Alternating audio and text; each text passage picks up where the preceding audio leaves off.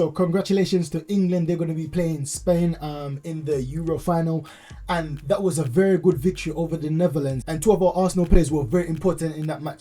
One of whom was dubbed the most important player for England, right? Not my words. And even if I had to say, I would say the same thing, because he's that good, and that's Bukayo Saka. We're going to take a look at some of Bukayo Saka's highlights and Declan Rice's.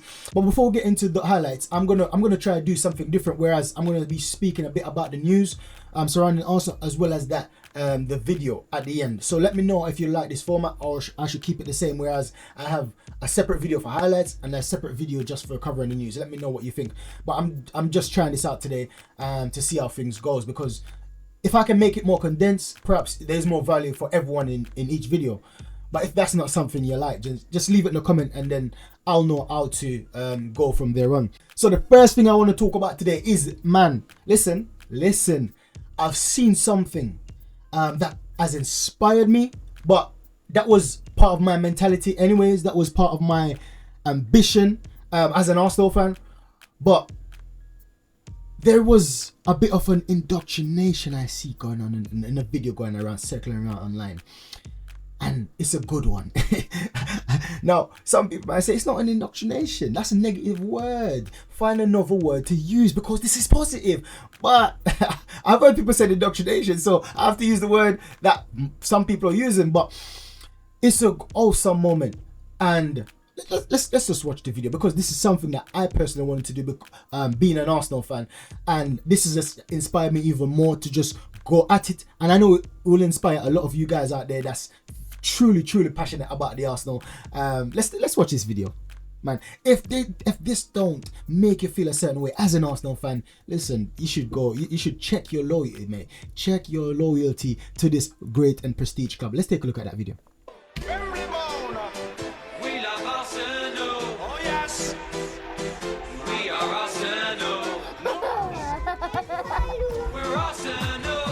Hva Arsenal?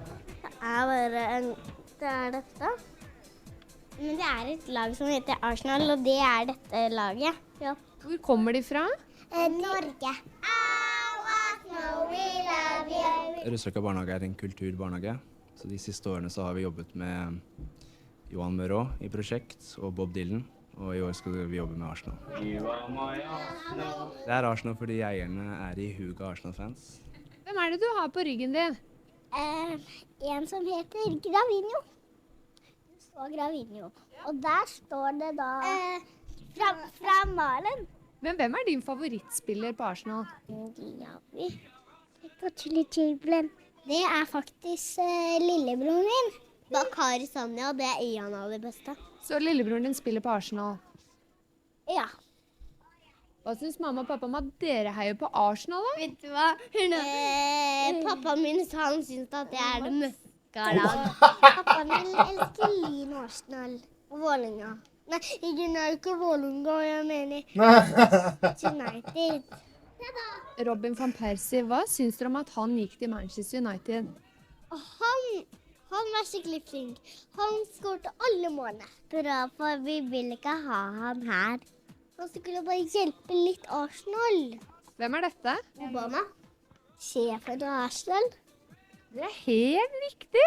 Ja, han på huset vårt. Tror dere Arsenal kommer til å klare å ta gul i år?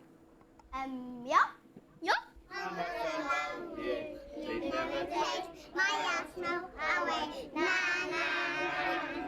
So just for you to get the backtrack, it says that since 2012, Norwegian children have been raised as Arsenal supporters in this kindergarten, learning about the history, the values, the players, the chants. The owners are passionate Arsenal supporters. Love it. So that's what I'm saying, that this should inspire some of us. This should inspire some of us. And as an Arsenal fan, these are things we love to see. Indoctrination of the Arsenal.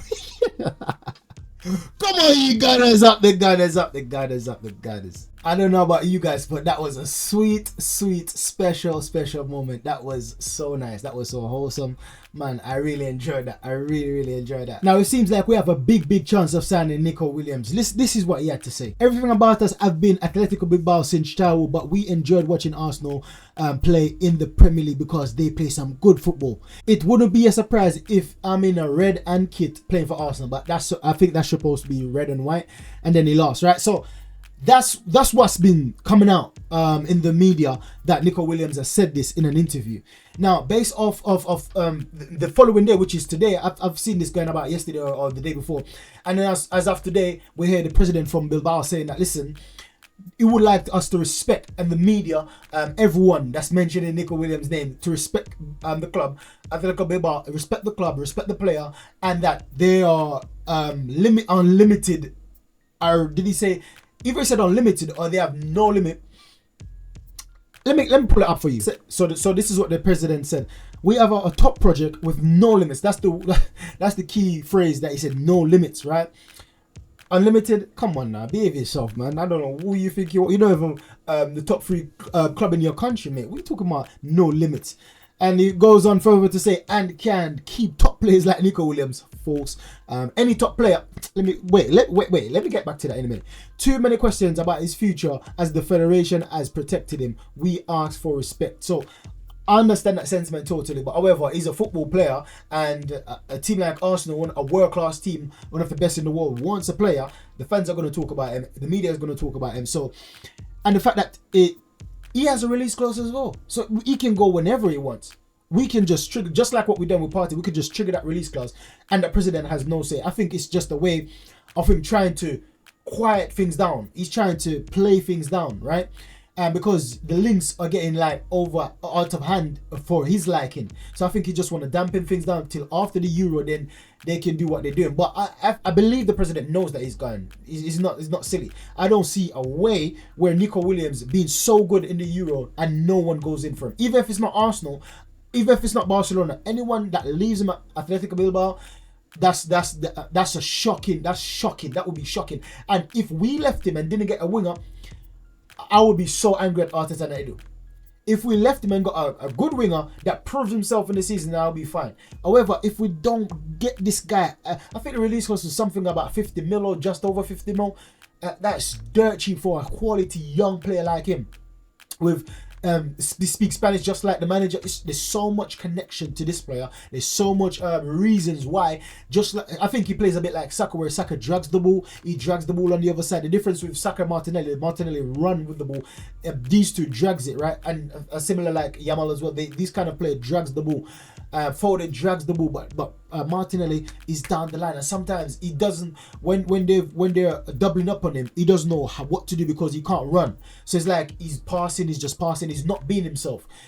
Martinelli is the type of player that needs space to run behind, or space to one-on-one with the defender to attack a defender. But with Saka can play 2-on-1. Nico Williams can play 2-on-1. Yamal can play 2-on-1. Even Phil Foden can play 2-on-1 if he wants to on the wing or in the center.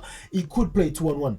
Because they drag the ball, they can go through tight spaces, they can manipulate their body into certain directions because of that's their gameplay, that's their characteristics as a player. So saying this to say that I would rather a player like Nico Williams come on that left hand side and we have 2 draggers off the ball, because then if the opposition is doubling up on Saka, they're gonna have to double up on Nico Williams the same way.